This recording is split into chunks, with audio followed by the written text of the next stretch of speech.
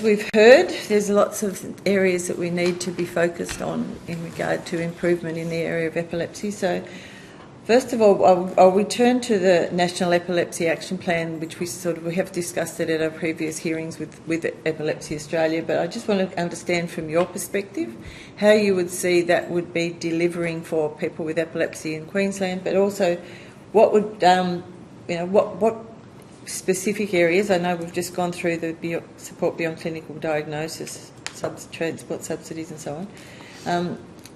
What policies would we need to be looking at nationally, do you think, in regard to the treatment of and care for people with epilepsy? So what recommendations that we would be able to put into our report? Sure. I think fundamentally it starts with the optimal care pathway. I think that there has to be standardised care pathways that includes the timeframes to treatment, from first seizure through treatment. Importantly, also the escalation pathways for drug-resistant epilepsy. But I also think that the post-clinical care has to be built into the optimal care pathway, and that includes, as we say, the referrals to support beyond that clinical diagnosis. What we hear all the time is that people get given a diagnosis, a script for medication, and basically the phrase of "we'll see you in 12 months."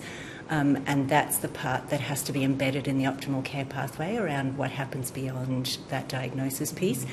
But as we say, I think that epilepsy goes far beyond that clinical door, and I think there's opportunities in policy changes around education. I think that schools, childcare centres fundamentally should have epilepsy education built in as standard, but it's not just how to respond to a seizure event, because typically it's viewed as a convulsive seizure.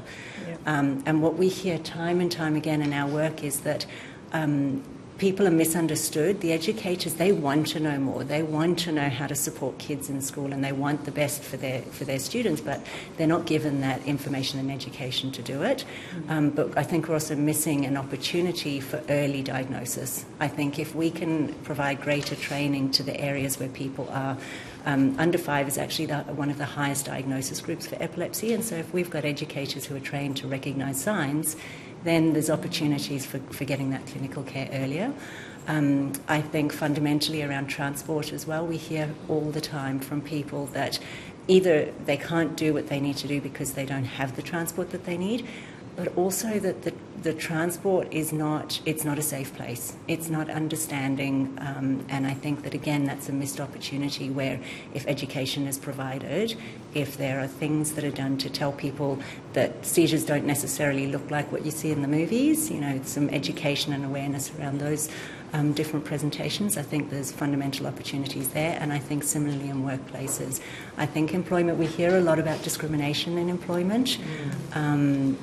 And again, it boils down to a fundamental lack of understanding. Asking somebody to predict a seizure so that you can be rostered on just points to the fact that there just isn't the understanding there. So certainly in education, employment, transport, and obviously healthcare, and then of course when it comes to disability care, drug-resistant epilepsy has significant functional impacts, significant across all 6 domains. And to think that because it's classed as a health condition, it's leaving people at risk and it's leaving people without support. And I think that that's an opportunity for change as well.